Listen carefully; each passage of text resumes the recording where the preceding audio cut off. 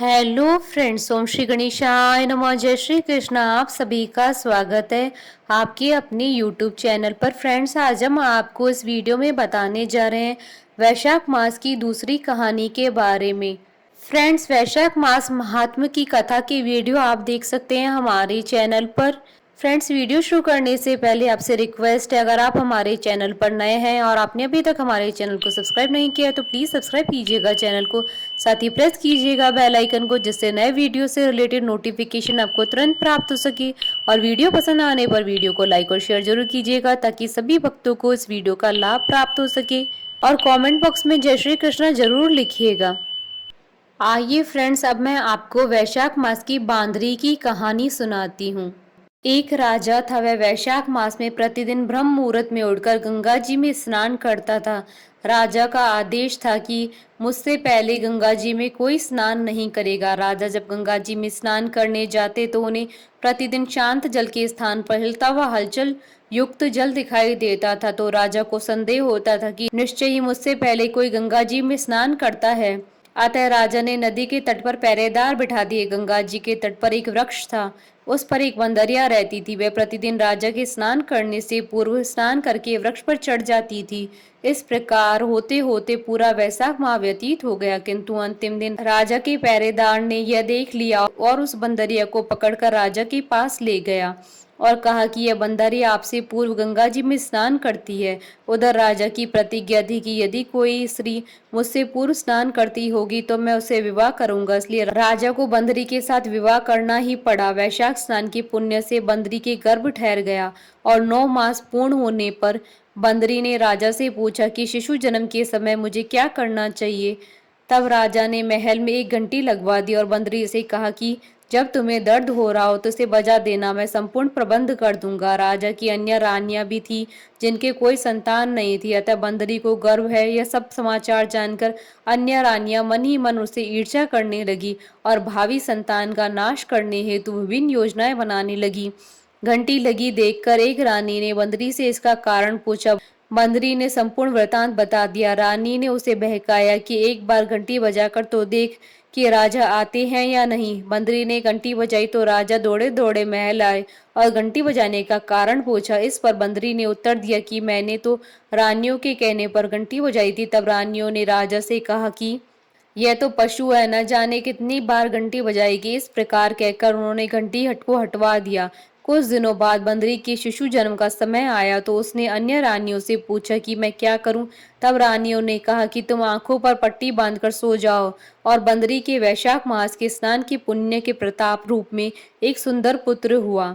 शिशु के जन्म होते ही उसके रोने से पूर्व ही रानियों ने उसे एक टोकरी में रखकर दासी को दे दिया और आदेश दिया कि इसे नदी में बहाकर आ जाओ, और उस शिशु के स्थान पर एक पत्थर रख दिया। राजा को भी कहला दिया कि बंदरी ने एक पत्थर को जन्म दिया है। राजा ने सुना तो उन्होंने भी संतोष कर लिया कि जब दूसरी रानियों को संतान नहीं हुई तो यह बंदरी अर्थात पशु है, इसकी क्या संतान होगी। उधर दासी ने उस सुंदर शिशु को नदी में न बहाकर कुमार के चाक में रख दिया। दूसरे दिन जब कुमार कुमारिन चाक में आए तो वहां पर एक सुंदर शिशु को रोते हुए देखा। कुमार कुमारन भी निसंतान थे, अतः उन्होंने उस शिशु को अपने लिए भेजी गई भगवान की भेंट माना और बड़े प्रेम से शिशु का पालन पोषण करने लगे। कुछ बड़ा होने पर उस बालक को यह ज्ञात हो गया कि वह रानी बंदरी का पुत्र है, जिसको रानियों ने मरवाना चाहा था। एक दिन वह बालक कुमार के बनाए हुए मिट्टी के हाथी घोड़े लेकर पनघट पर जा बैठा और दासियों को देखकर कहने लगा, आओ रे मेरे मिट्टी के हाथी घोड़ों, पानी पियो। जब दासियों ने यह बात सुनी तो वह हंसने लगी और बोली, अरे मूर्ख, कभी मिट्टी के हाथी घोड़े भी पानी पीते हैं क्या। इस पर उसने कहा कि कभी बंदरी के भी पत्थर जन्म लेता है क्या। उस बालक की यह बात दासियों ने जाकर महल में कही।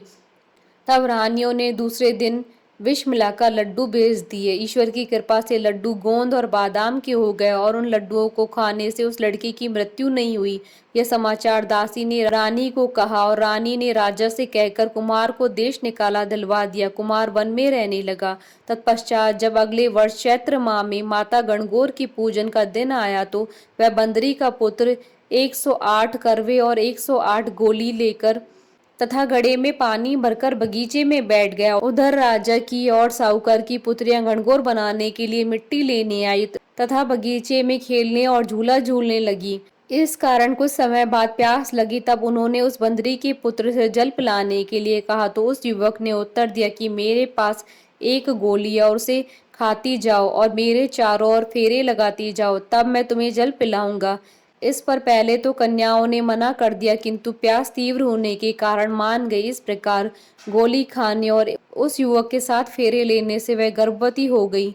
बाद में जब उनके माता पिता को यह वृतांत ज्ञात हुआ, तो वह सभी कुमार के पास गए और संपूर्ण वृतांत सुनाया और कहा कि तेरे पुत्र ने हमारी इन कन्याओं से विवाह किया है, अब तू इन्हें अपने घर में रख। तब कुमार ने निर्धन होने के कारण असमर्थता व्यक्त की, तो कन्याओं के माता पिता ने बहुत सारा धन देकर अपनी कन्याओं को कुमार के घर विदा कर दिया, और कुमार के घर 108 बहुएं आ गए। कालांतर में से उनसे 108 पोते भी हो गए। तत्पश्चात एक दिन कुमार के पुत्र ने अपने पिता से कहा कि 108 बहुएं और 108 पोते हैं, अतः अब हम समस्त नगरी को भोजन हेतु निमंत्रण देंगे। कुमार ने राजा के महल में भी भोज हेतु बुलवा दिया। राजा के यहाँ से रानी बंदरी के अतिरिक्त सब भोजन हेतु पधारे। तब राजकुमार राजा की आज्ञा लेकर रानी बंदरी को लेने रथ पालकी लेकर गया और लाकर सभा में उसे सबसे ऊंचे स्वर्ण आसन पर लेकर बैठाया। राजकुमार ने अपनी सभी पत्नियों को समझा दिया था कि बंदरी मुझे जन्म देने वाली माता है, अतः एक एक बहू रानी बंदरी को चरण स्पर्श करती गई और एक एक सोने का सिक्का और पोते को गोद में देती गई। तब जब राजा और अन्य रानियों ने यह सब देखा, तो कुमार के पुत्र से इसका कारण पूछा। रानियों को तो संदेह होने लगा कि यह अवश्य ही बंदरी का पुत्र है, इसलिए रानियां रूठकर राजा को कहने लगी कि यह अवश्य ही बंदरी का पुत्र है। इसलिए रानियां रूठकर राजा को कहने लगी कि कुमार के पुत्र ने हमारा अपमान किया और बंदरी का सम्मान किया है, अतः हम लौटकर जा रही हैं। इधर राजा को भी पुत्र के जन्म का संपूर्ण रहस्य ज्ञात हो गया था, इसलिए उन्होंने रानियों को देश निकाला दे दिया और सभी पुत्र वधुओं पौत्रों को लेकर महल में ले आया।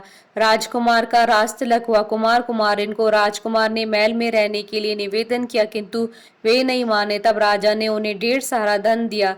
अतः वैशाख स्नान का इतना महात्मा है तो सबको वैशाख स्नान करना चाहिए। बंदरी ने वैशाख स्नान किया तो उसे राजा का राज्य, पुत्र पौत्र आदि प्राप्त हुए। हे ईश्वर, जैसे बंदरी को पुण्य मिला उसी प्रकार हमें भी पुण्य देना।